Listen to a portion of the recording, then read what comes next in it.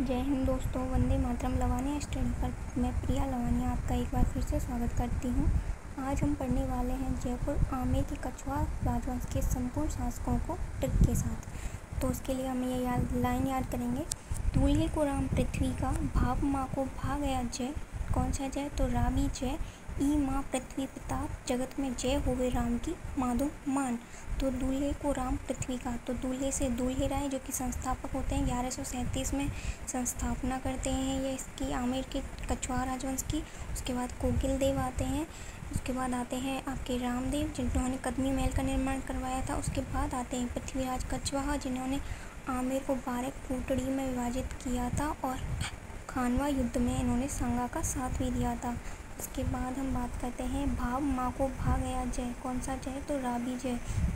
बा से भारमल जिनका कार्यकाल होता है 1547 से 74। ये संपूर्ण राजपूताना में अकबर की अधीनता स्वीकार करने वाले प्रथम शासक माने जाते हैं। नागौर दरबार में भी भाग लिया था इन्होंने। उसके बाद आते हैं इनके पुत्र भगवंत दास, 1547 से 89 इनका कार्यकाल होता है और इन्हें नगाड़ा उपाधि प्राप्त थी। मिर्जा राजा मान सिंह 1589 से 1614 जिन्हें 2 उपाधियाँ प्राप्त थी जो अकबर ने प्रदान की थी, एक मिर्जा राजा की और दूसरी मान सिंह की। मान सिंह के 3 पुत्र थे जिन्हें हम याद करेंगे कि मान सिंह के जगत में महान भाव थे। तो जगत सिंह प्रथम, महासिंह प्रथम और भाव सिंह प्रथम। महासिंह की मृत्यु हो गई थी तो भाव सिंह शासक बनता है 1614 से 21 तक। उसके बाद शासक बनते हैं मिर्जा राजा जय सिंह 1621 से 67 तक। पुरंदर की संधि इन्हीं के काल में हुई थी और इन्हें मिर्जा राजा की उपाधि शाहजहां द्वारा प्रदान की गई थी। उसके बाद शासक बनते हैं राम सिंह 1667 से 89 तक। उसके बाद शासक बनते हैं बिशन सिंह 1689 से 1700 तक। इन्होंने भरतपुर के राजा राम जाट को पराजित किया था। उसके बाद शासक बनते हैं सवाई जय सिंह 1700 से 1743 तक। इन्होंने 7 मुगल बादशाहों का शासनकाल देखा था और आजम और मुअज्जम के बीच लड़ाई भी इनके काल में हुई थी। इन्हें सवाई की उपाधि औरंगजेब द्वारा प्रदान की गई थी। उसके बाद हम बात करते हैं आगे के शासकों की। तो ई माँ पृथ्वी प्रताप, ई से ईश्वरी सिंह, माध से माधो सिंह, पृथ्वी से पृथ्वी सिंह और प्रताप से सवाई प्रताप सिंह। ईश्वरी सिंह 1743 से 50 इनके काल में 2 युद्ध हुए थे, एक राजमहलों का युद्ध और एक हुआ था बंगरू का युद्ध। तो जो राजमहलों का युद्ध हुआ था उसमें इन्होंने मराठों की सहायता प्राप्त करके शासन प्राप्त कर लिया था, माधो सिंह को हरा दिया था। उसके उपलक्ष्य में इन्होंने ईसरी लाट का निर्माण करवाया था जिससे कूदकर इन्होंने 1750 में आत्महत्या कर ली थी।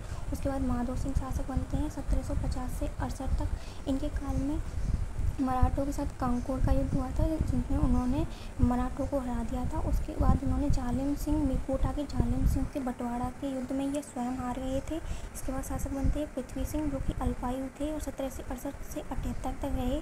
उसके बाद शासक बनते हैं पृथ्वी सिंह के भाई सवाई प्रताप सिंह जिन्होंने हवा महल का निर्माण करवाया था और इन्होंने 2 युद्ध किए थे मराठों से, एक पाटन का युद्ध और एक तुंगा का युद्ध। तुंगा के युद्ध में इन्होंने मराठों को पराजित किया था और पाटन के युद्ध में मराठे मल्हारराव होलकर ने इन्हें पराजित किया था। यह स्वयं ब्रजनीति थी, नाव से कविताएं लिखते थे और बंदरबाई से इन्हीं के काल में रहती थी। और इसके साथ ही जयपुर में जो चित्रकला का स्वर्ण काल है वो सवाई प्रताप सिंह का काल कहलाता है। उसके बाद हम आगे के शासकों की बात करते हैं। जगत में जय होवे राम की माधो मान।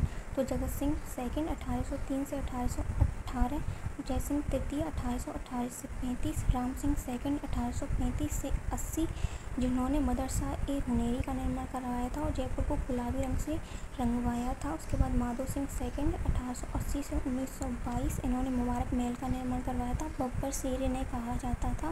इसके अलावा इन्होंने बनारस हिंदू विश्वविद्यालय के लिए मदन मोहन मालवीय को कुछ रुपए 5 लाख रुपए दिए थे और इन्होंने चांदी के 2 बड़े पात्र बनवाए थे जो वर्तमान में जयपुर संग्रहालय में रखे हुए हैं। उसके बाद अंतिम शासक आते हैं मान सिंह सेकंड, 1922 से 49 तक इनका कार्यकाल होता है और यह हमारे राजप्रमुख भी बनते हैं और उसके बाद इन्हें राजस्थान संघ में इनका विलय हो जाता है। तो ये था हमारा जयपुर राजवंश के संपूर्ण शासक। आपको क्लास कैसी लगी कमेंट करके ज़रूर बताएं। अगर पसंद आए तो वीडियो को लाइक, चैनल को सब्सक्राइब अवश्य करें। धन्यवाद।